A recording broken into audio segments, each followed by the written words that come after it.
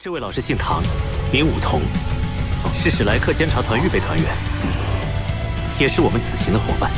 我的魂力又连升2级，达到72级。谢谢你，天龙马。我能感觉到他从我身上学到了3个魂技。我终于完全进化为黄金玄武武魂了，比普通的玄武品级还要高，而且完全稳定。你的生灵守望之刃把生灵守望之精吃了，这生灵守望之精这么多，小师弟，你别吓我。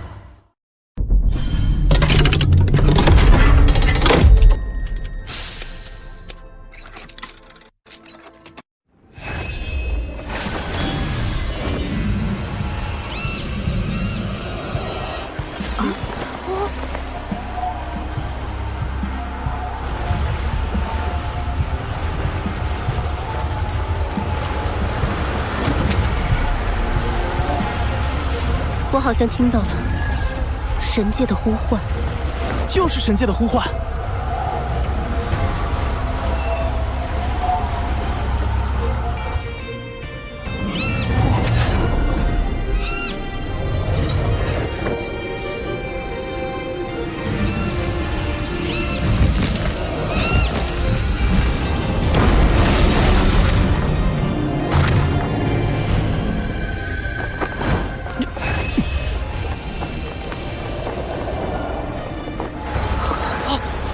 怎么没了？好像是被什么硬生生切断了。是帝天的逆鳞。这么快就来了吗？不过，你皆承载着我帝皇瑞兽的气运，此生就只能留在星斗大森林。不要着急，我能引动1次，就能引动第2次、第3次。可是，这种机会1000年才会出现1次呀。那就击败帝天。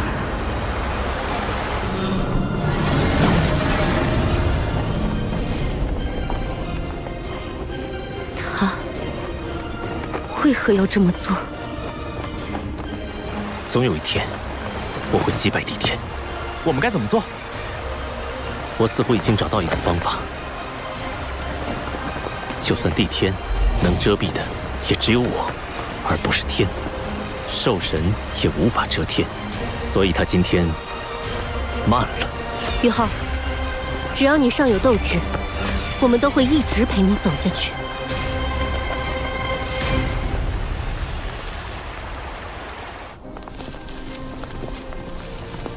宇浩，我没事。刚刚是帝天前辈融入我体内的一股力量，感受到我气息的变化，现身保护我。对不起，大师兄，现在还不能告诉你们真相。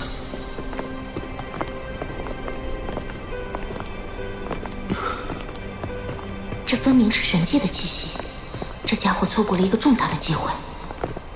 对了，三师兄，你那块生灵之精还在我这儿。嗨，这么烫手的山芋，我巴不得你赶紧拿走。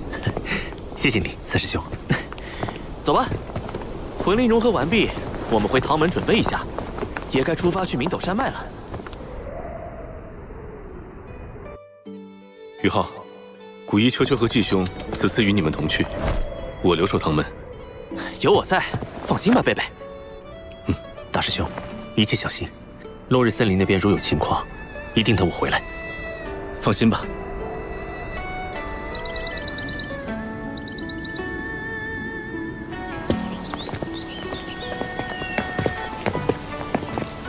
你说谎，帝天的力量打断了神界对你的呼唤，那根本不是你说的什么庇护的力量。嘘，我只是不想大家为我担心。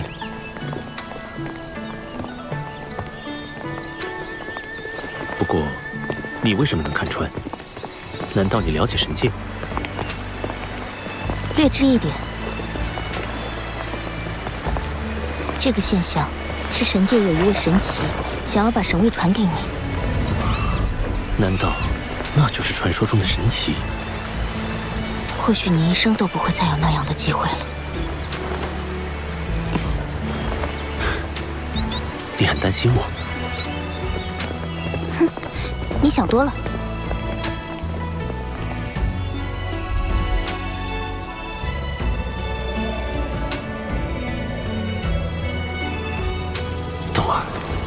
哪怕你已经忘了我，还是会关心我吗？我背负着天梦阁他们的寄托，为了成神，我将竭尽全力。只是谁也不知道，我心中你才是最重要的人。这个人身上似乎有无数秘密，有些秘密还与我有关。不，我想他做什么？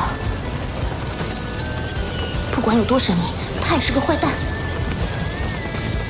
最多是个实力非凡的坏蛋。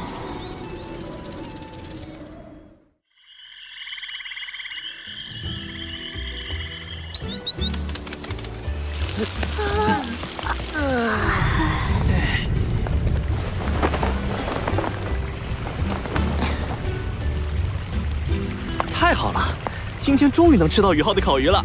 那是我们都沾了武桐的光。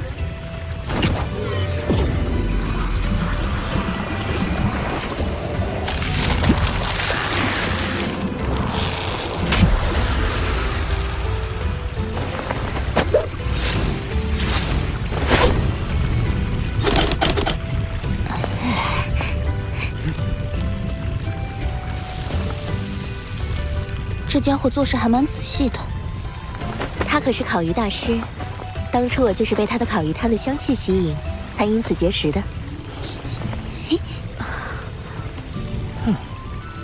烤鱼还有一会儿，我们也别闲等着。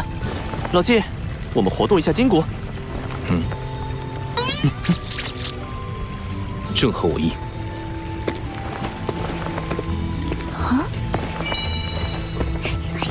古一姐，我们去看看。武桐，你帮忙看下火候，我得去盯着他们俩，不要闹出格。好。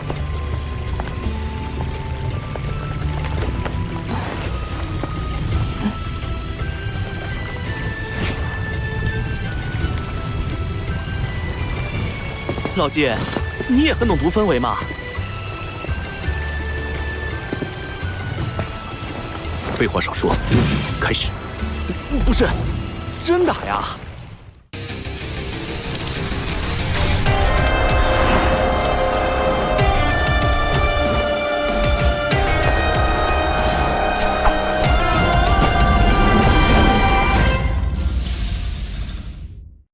算了，打就打吧。宇浩啊，咱兄弟做的够意思了吧？季兄，请。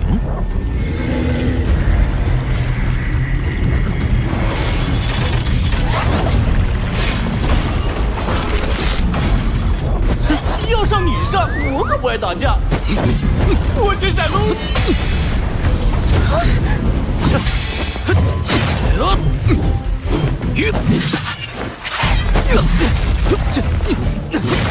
别一味躲避防御，要主动出击啊！闭嘴，该你上了。玄武置换，玄武阵，头好晕啊！审判之剑，湮灭斩！玄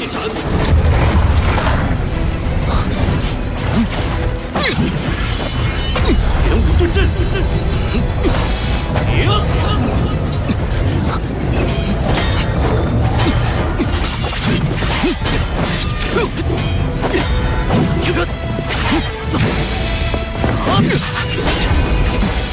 先为我附着黑暗，再以神圣光明之力审判我吧。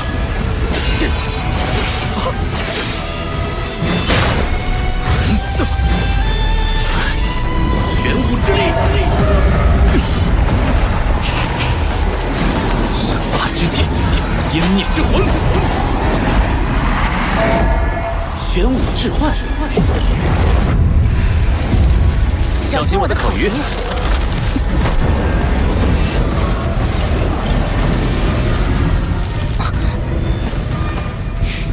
老季，就不磨蹭了，直接决一胜负吧，奉陪到底。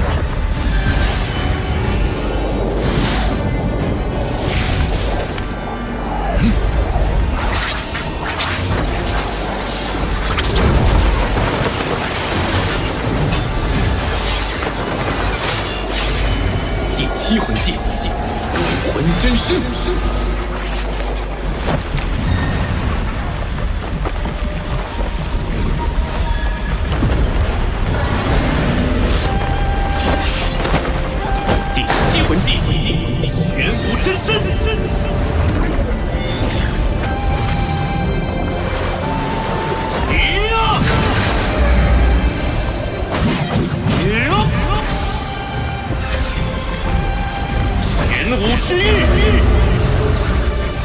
玉星辰。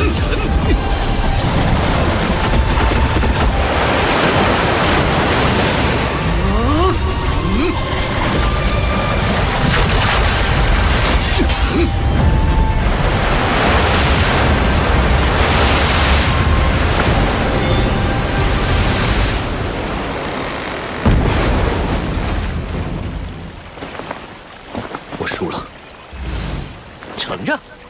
嘿嘿，楠楠，我赢了。好了，别得意了，宇浩那边都要烤好了。好香啊！差不多马上就可以吃了。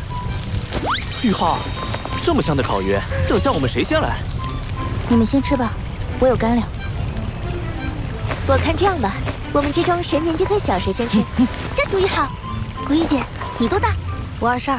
嘿，古一姐，我比你小啊，我20岁零3个月。梧桐，你呢？我18岁。什么？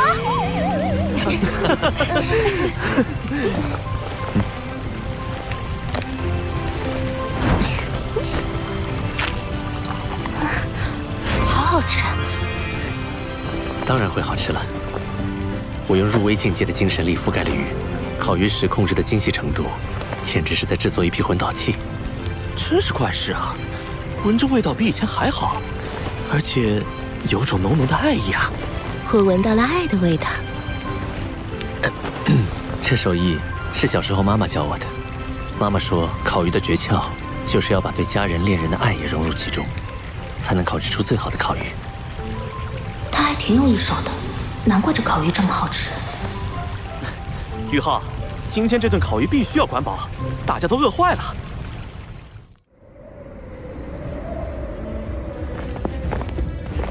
我们来自史莱克学院，此次受学院命令前来支援西北集团军，还带来了玄老给白虎公爵的亲笔信。这个人好像是霍雨浩，就是那个创建了传灵塔的大英雄。对，你快去禀报元帅。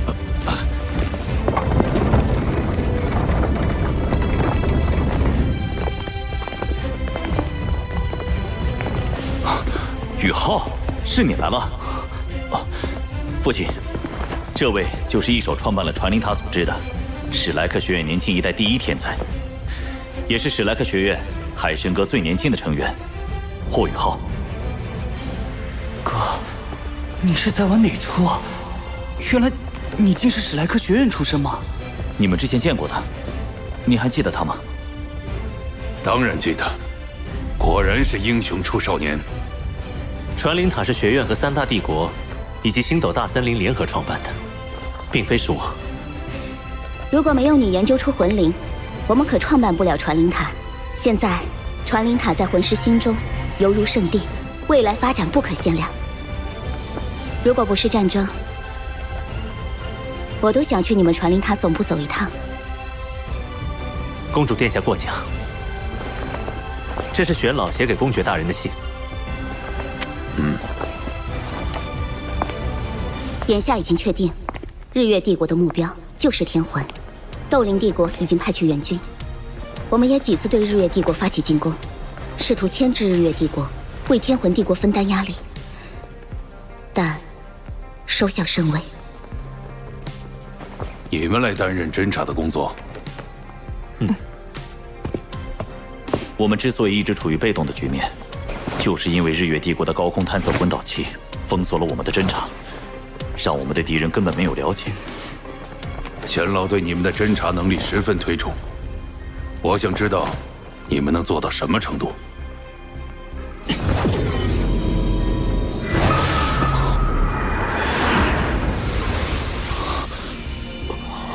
想不到霍雨浩精神力到了如此境界。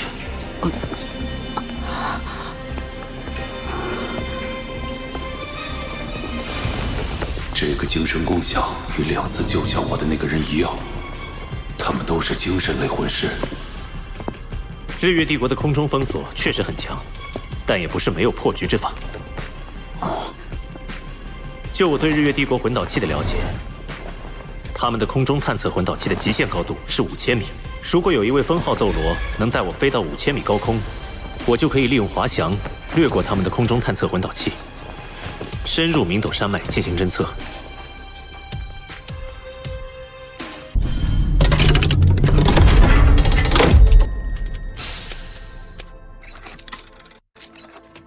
如果有一位封号斗罗能带我飞到5000米高空，我就可以利用滑翔掠过他们的空中探测魂导器，深入明斗山脉进行侦测。这样做太危险了，5000米高空也是魂师的生存极限，那里空气稀薄，而且温度会骤降到零下150度，就算极限斗罗都没办法活动太长时间。宇浩，5000米高空太危险了。我是冰属性魂师，低温对我没有影响。至于空气稀薄，我也有一定办法。放心吧，三师兄。好，宇浩，我们相信你。我就以茶代酒，祝你马到成功。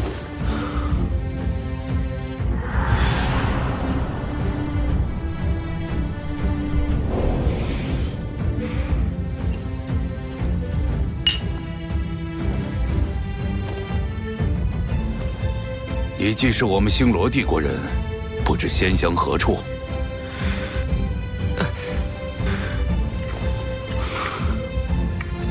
星罗城附近的一个小村庄罢了，没什么名气。好，一个小村子能培养出你这样的人才，真是难得。那是因为咱们史莱克学院人才辈出。不多做寒暄了，公爵大人，事不宜迟，我们现在就商议战术吧。你们远道而来，已经很疲惫了，而且行动开始前需要周密的研究和布置，先休息一晚吧。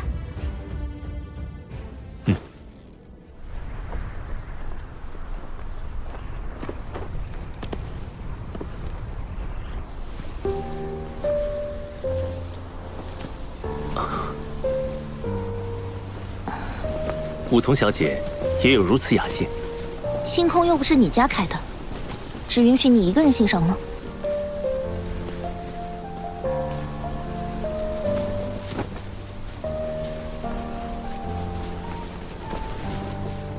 你真的打算明天一个人冒险去侦测明斗山脉？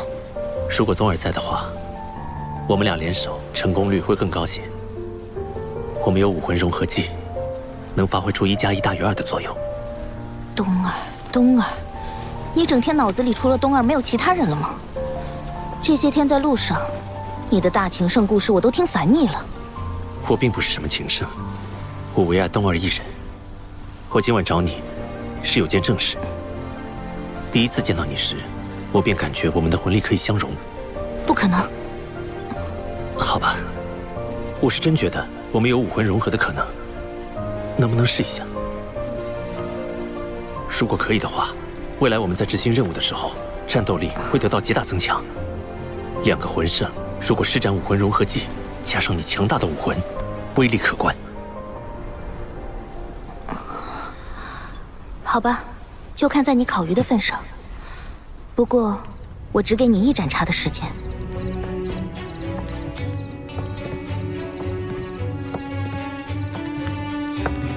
就在这里，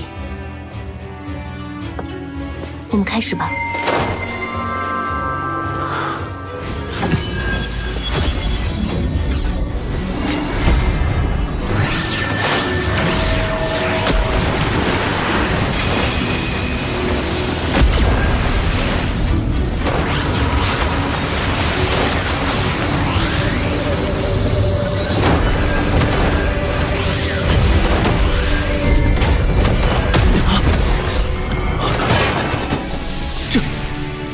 一定是哪里出了问题，再来。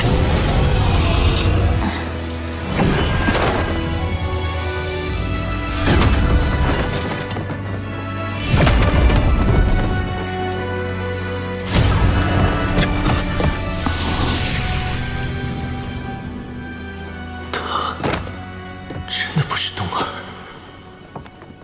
武魂融合哪有那么容易？如果可以，我会没有感觉。喂，你怎么了？对不起，打扰了。不就是魂力不能相容吗？他怎么跟得知伴侣死讯似的？为什么我有种心痛的感觉？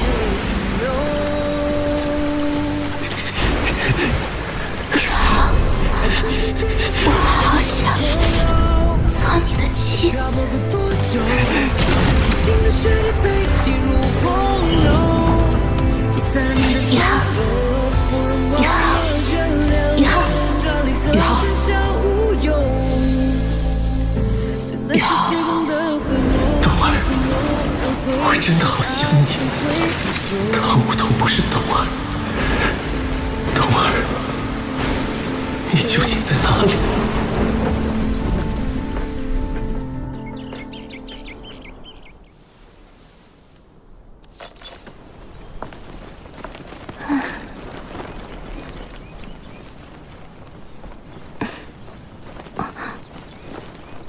这家伙昨晚的反应很不对劲，我要不要关心一下他？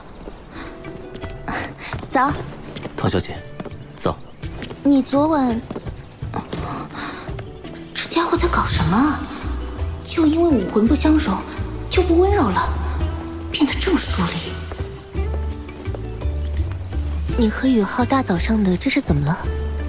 楠楠姐，一个人如果认为自己的武魂和另一名魂是有可能融合，于是就去尝试了，但失败了。这种情况对他的打击会很大吗？梧桐，你说的不会是宇浩吧？他和你武魂融合失败了。没想到竟会是这样，我们错了，可能我们所有人都错了。你不要说谜语了，快讲。抱歉，梧桐，宇浩为你带来的困扰，我代他向你致歉。这对他的打击实在太大了。当初，宇浩刚来史莱克学院的时候，有一名室友叫王东，他们俩亲密无间，共同学习修炼，一起努力，崭露头角，拿到新生考核的冠军。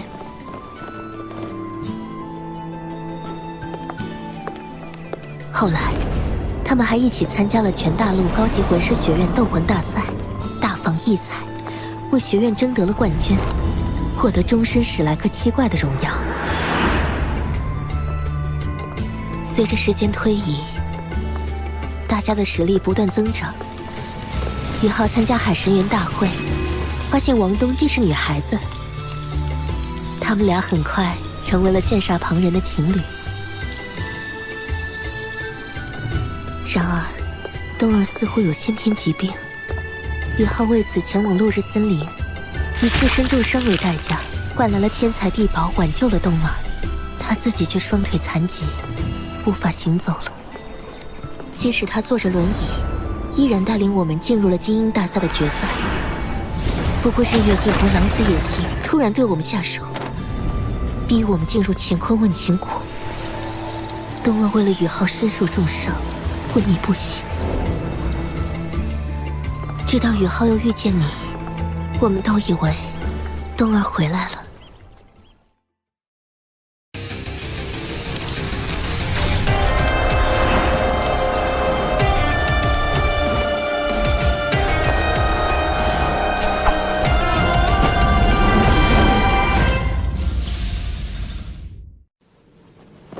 这里是明斗山脉的最高峰，一览众山小。如果我能从这里突入，日月帝国军队的整体部署，我能尽收眼底。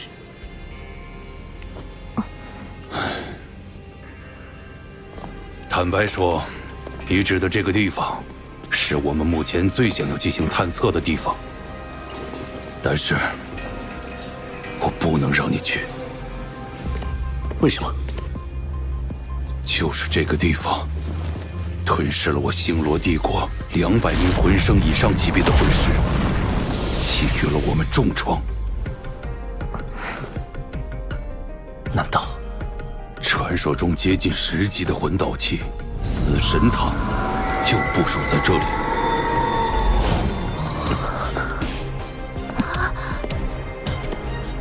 我知道，我一早就猜到日月帝国会把最强的魂导器部署在这里。我有自己的打算。此前他们凭借这件魂导器重创了星罗帝国，肯定不会想到我会从那里突入。我这次突然侦查，一定能打对方个措手不及。还是太冒险了，我们可以从别的地方潜入侦查。死神塔是最大的威胁，日月帝国军队其他的情报都不能与之相比。放心，我有80%的把握全身而退。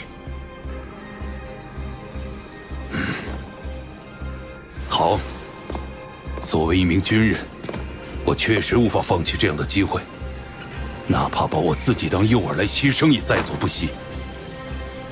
宇浩，你需要我们做些什么？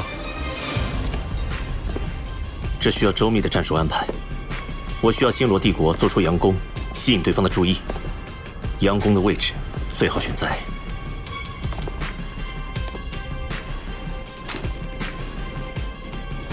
他真的要去冒险了？楠楠姐说的那些事，他今天状态那么差，真的可以吗？为什么我心中会在意他的安危呢？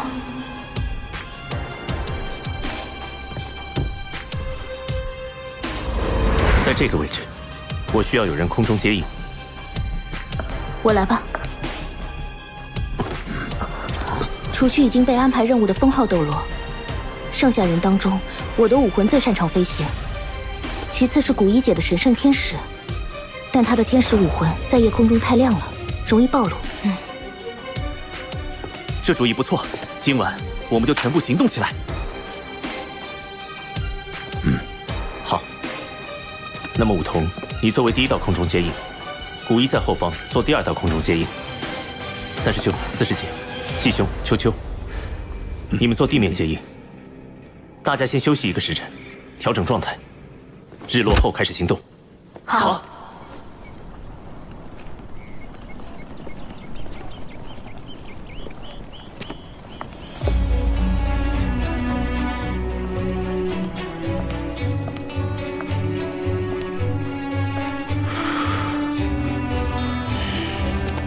这个家伙，为什么他的眼神中包含着一份决绝？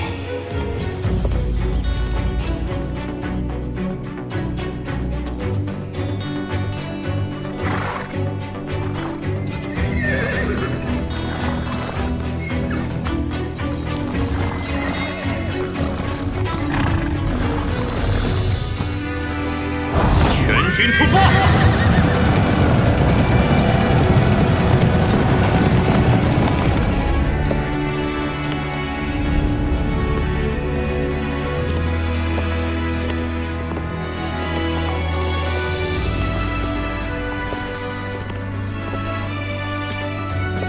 宇浩，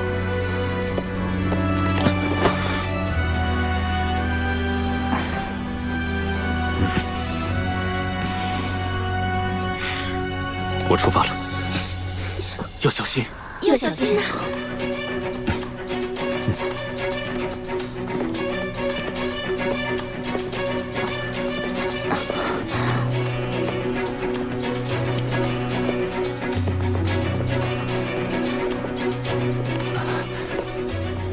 哥，你搞什么？这么大仗势，今晚你要干什么去？我今晚要去探查日月帝国防线布防的漏洞，去把珍贵的情报带回来。你一个人吗？好危险的！洛丽，你记住一句话，就是在这个世界上，没有什么事情是不可能的。这个傻瓜，他这么坚定的要侦查死神魂导器，难道和昨天武魂融合没有成功有关吗？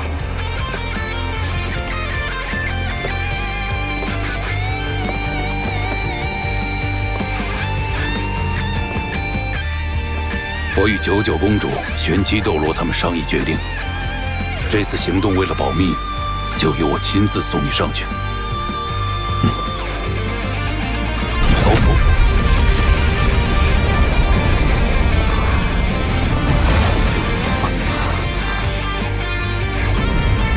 这个家伙到底心里在想什么？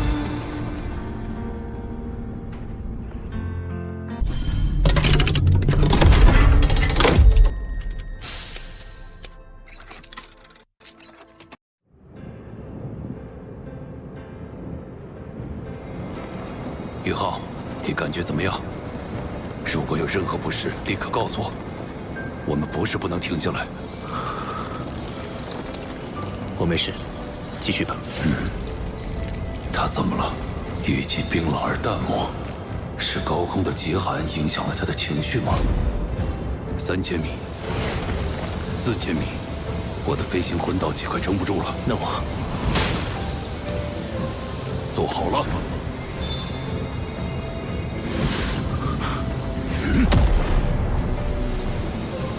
这是父亲？不，他不是。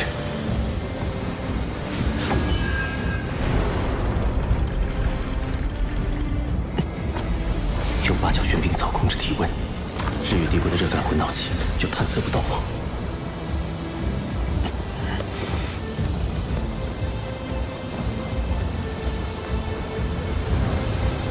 宇浩，现在是5500米高空，你还有更高吗？我的极限应该能飞到6000米。可以了。宇浩，一定要小心，安全为重。若事不可为，切记不要冒进。我要送你出去了，准备。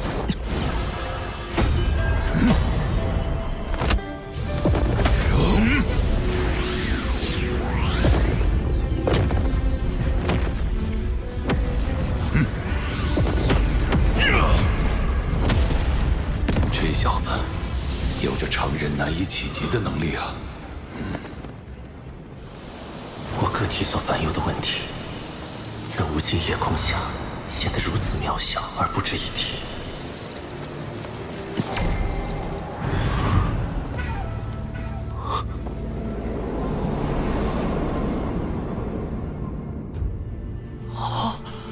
成神的机缘又来了！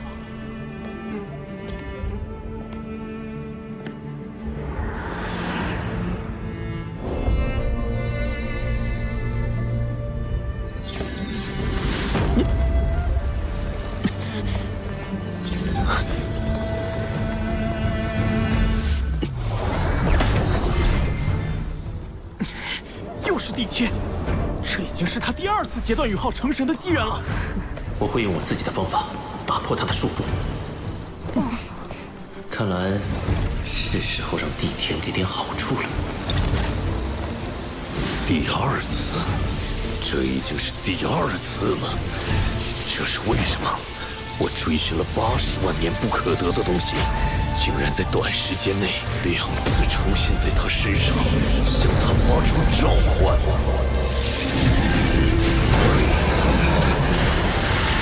这是为什么？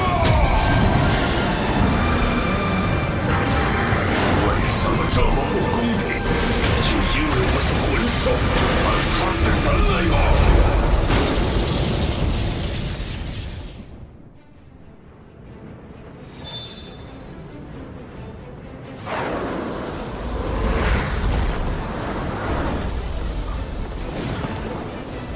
最危险的时间段有2个，其一就是我释放出精神探测的瞬间，其2是撤退时刻。我得提起100%的专注力和谨慎。星罗军方为了掩护我的视野性攻击开始了，佯攻开始了，事不宜迟，武魂真身。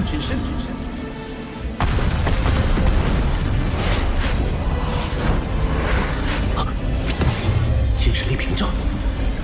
一道巨大的精神屏障覆盖了整个明斗山脉最高峰。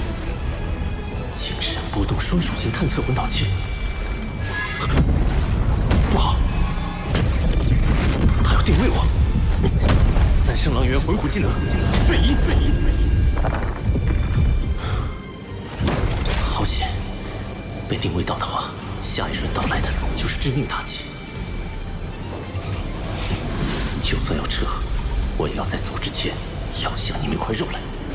高空探测魂导器是需要同地面建立信号连接来工作的。如果能避开探测魂导器的监测，近距离释放干扰信号，就可以阻截通信，让探测魂导器失明。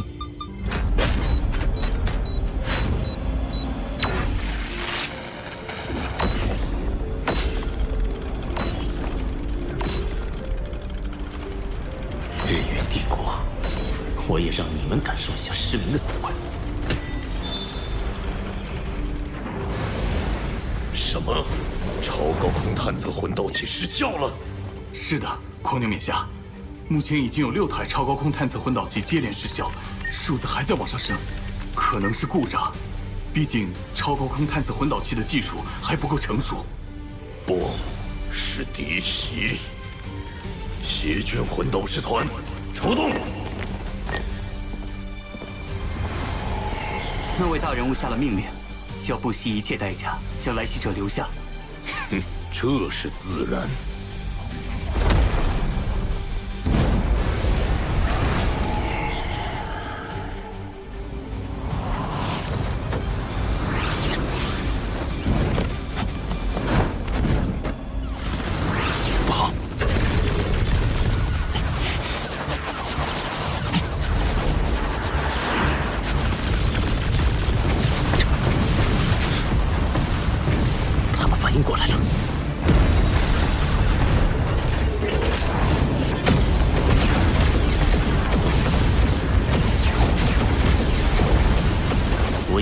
被动防御，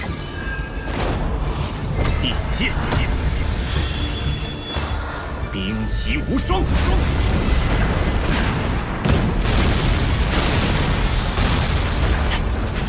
邪军魂导士团长，狂牛斗罗王叶恒，你跑不了。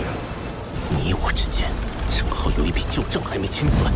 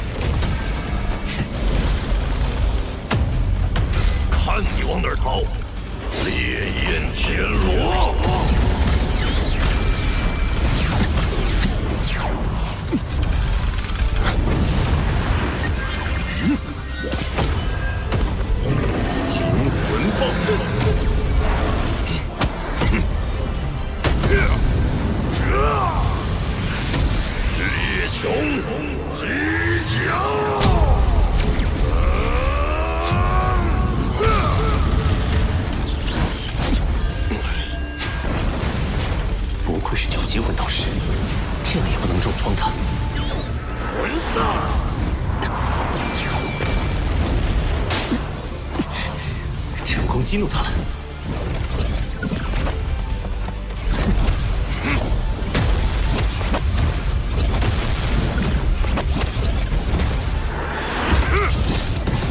356颗烈焰天罗，全体出击！天罗地网！小子，受死吧！你的礼物还没收到，我怎么舍得死？混蛋！后会无期，玄武之化，玄武对阵。到你了，楠楠。圣衣，无敌金身。什么鬼？白白损失了我好多颗烈焰天罗。啊，怎么回事？一切寂灭了。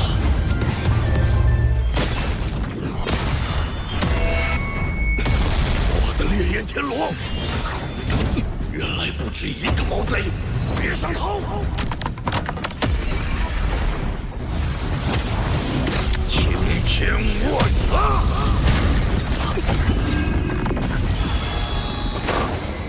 光明龙神蝶。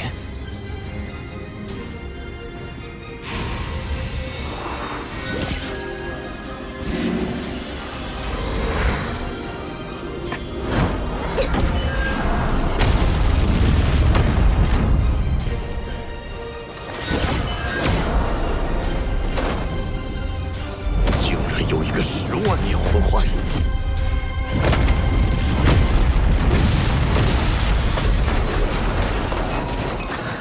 他竟能硬挡9级魂导师，那又如何？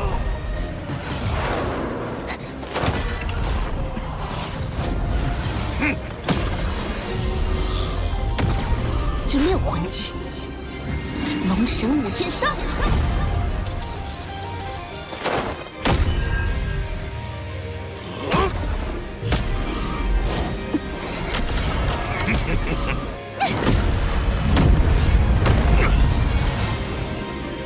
龙翼边缘有蝴蝶翅膀波浪形的弧线，龙翼铡刀。虽然相似，但这不是冬儿的国民女神蝶。王一恒，你中计了！就凭你们！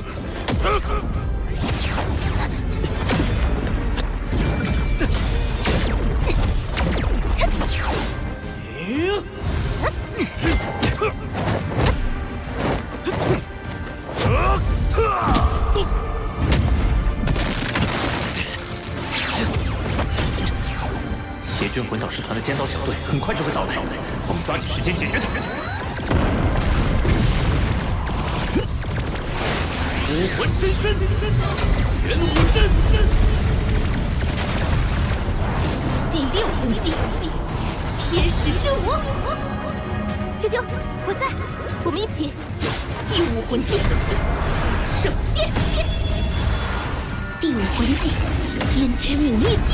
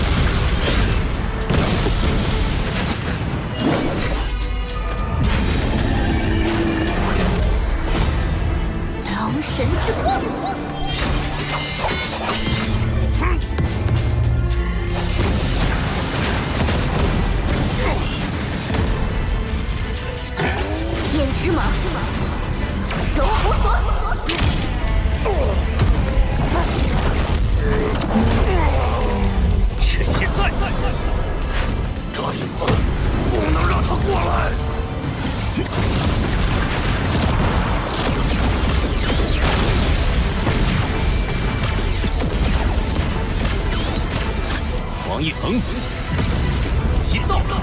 血色天罗防护罩，开！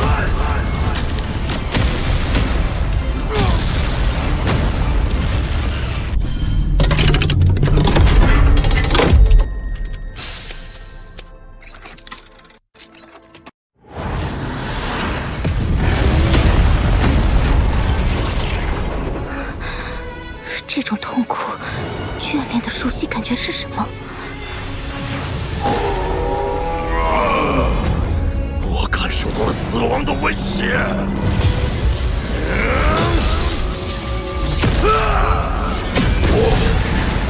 我还不能死！他要破釜沉舟！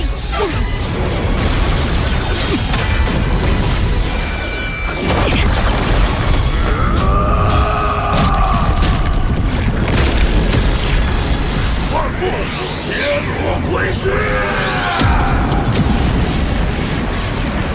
他的精神力濒临崩溃，太危险了！宇浩，回来！解决他的好机会。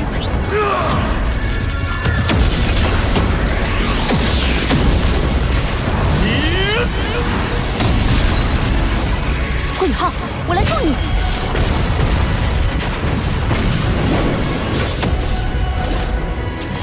命运裁决！接着，顾宇浩。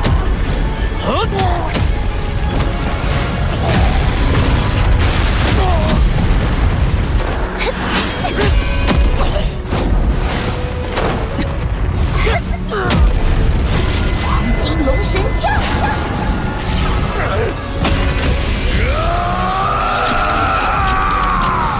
这牛头还真硬。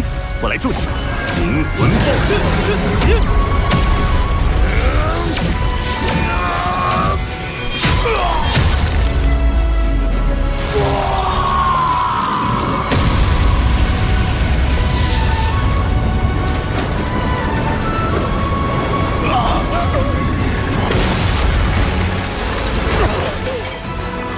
我不该死，不该死！当年助纣为虐，围杀我和我的朋友时，不应该做好如今的心理准备了吗？我后悔了，我当初要是……他这一身魂导器摔坏就可惜了。古一、秋秋，收集这些散落的魂导器，就拜托你们了。嗯，没问题。团长竟然被杀了！回去复命吧，此仇我们迟早会报。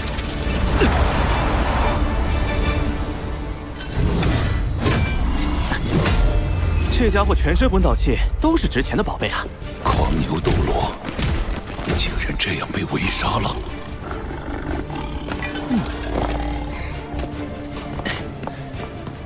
太好了！一名9级魂导师的尸体，能为帝国带来多大价值的情报？在历史上，还从未有过这种战利品。王一恒是第一个。宇浩，你怎么样？没事。魂导器都搜集完毕了。白虎公爵，王一恒的尸体就交给你们了。将狂牛斗罗尸体带走。是。这是3000米高空对地面探测魂导器的核心法阵，日月帝国的最新科技。我收缴了数个，供给给星罗的魂导科技师研究。宇浩，你们一行这次的收益实在难以估量。你们都是少年英雄，国之未来。我会亲自向陛下禀功。有了，我累了，得回营休息。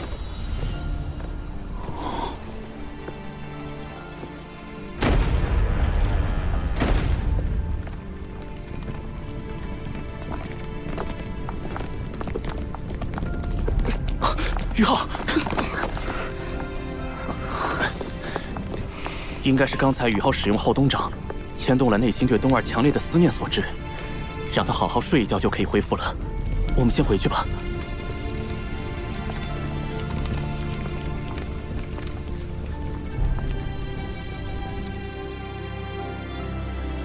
东儿，你真的还活着吗？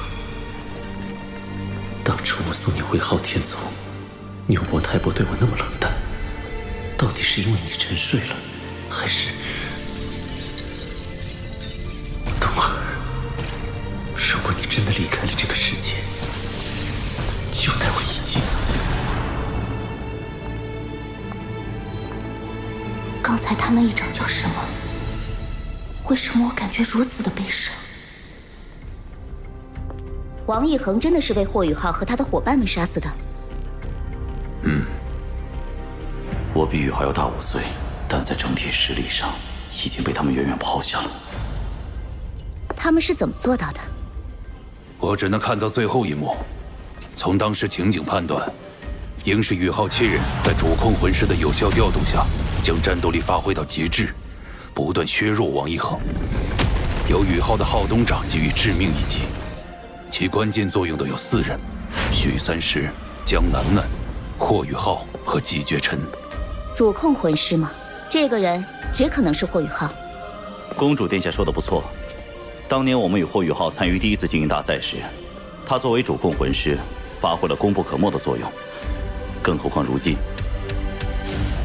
他不愧是未来海神阁阁主的人选，难怪以小小年纪就成为海神阁最年轻的成员。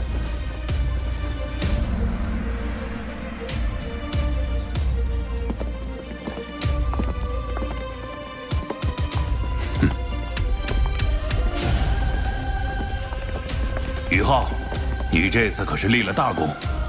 元帅过奖。晚点陛下会有奖励，甚至爵位加封。现在大军士气正盛。报，天魂帝国紧急情报！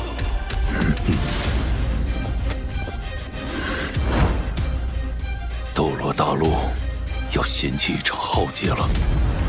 天魂帝国全线溃败，本体宗遭受重创，国都天斗城实现了。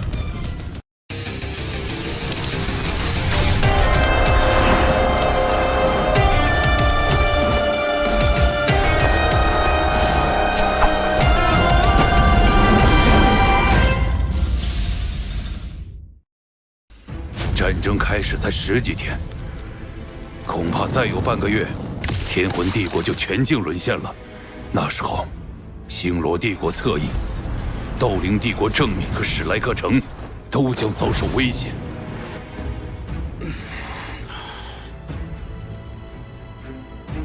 公爵，我们该怎么办？2个办法：一保守，一激进。保守之法是，我们立刻撤军，集结全部力量向学院求援，团结斗灵帝国和隐世宗门，趁日月帝国侵略天魂帝国分兵之时，与他们的主力决一死战，拼上一回。激进之法呢？孤注一掷，破釜沉舟，攻敌必救，冲入日月帝国，长驱直入，不怕他们不回援。你是说硬冲？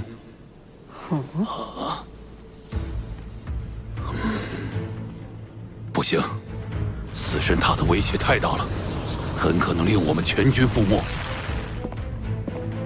关于这一点，我有了具体的办法，且是有效之法。什么？我个人的极限单兵。计划是这样：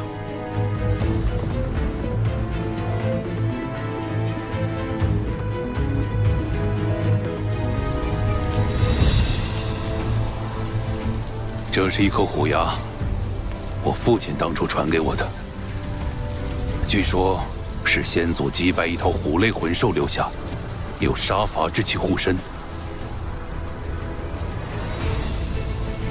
你带上吧。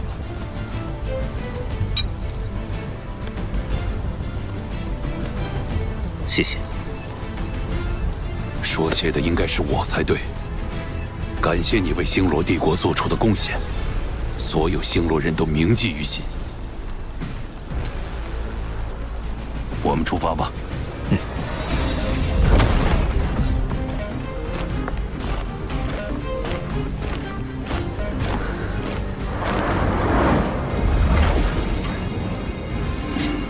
到这里就可以了，我能自己滑翔过去。宇浩保重，一定要注意安全，无论如何活着回来。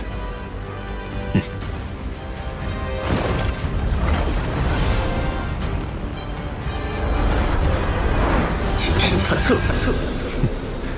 上次的行动之后，日月帝国增加了更先进的波动探测混导器。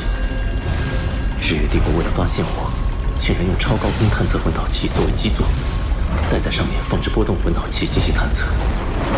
但这些根本拦不住我。上次差不多是这个距离出现的精神屏障。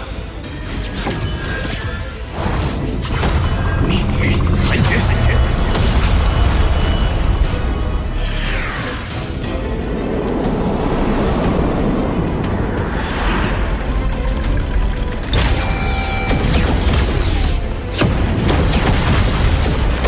找到了。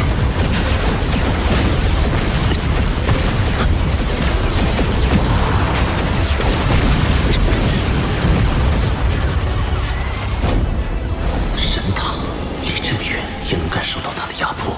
精神探测，这就是传说中接近10级混导器的死神塔。不好，死神塔在积蓄能量。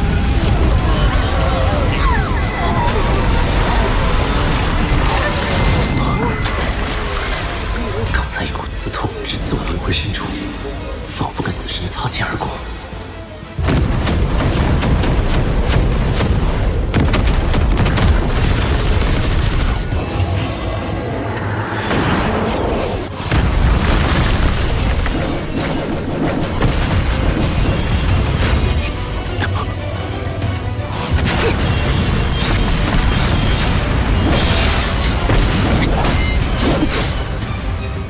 你怎么会在这里？这有什么？我有天赋能力，跟你一起混进来的呗。没有本姑娘的帮助，你刚才要被集火了。你怎么这么大的胆子？这里不是你应该来的地方。少废话，快说，接下来怎么办？接下来你要听我的指挥，我将你送到山上，你只需全力破坏，不用管我。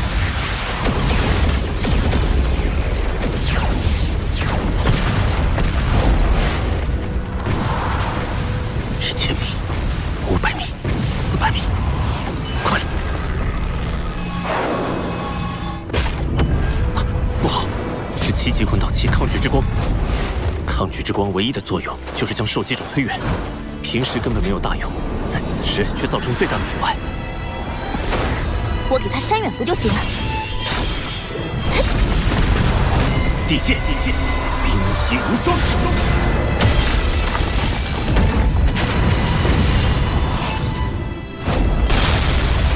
就是现在，1、2、3。一落地，我就预备开启最强魂技，将死神塔一举摧毁。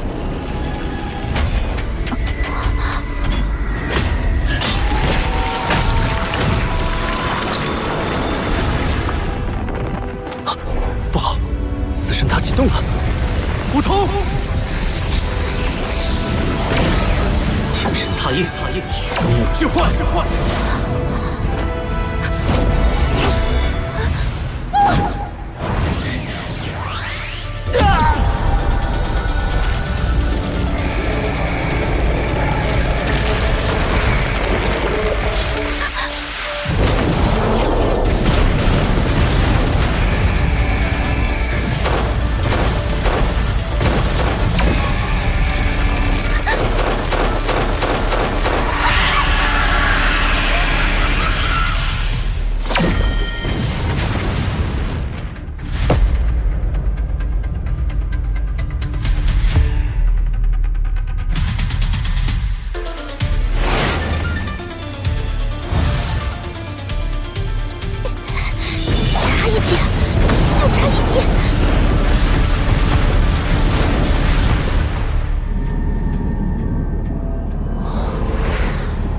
如果我回不来了，你将真相告诉他。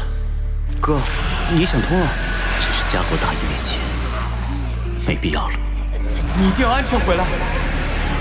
我的身体正在被猎击。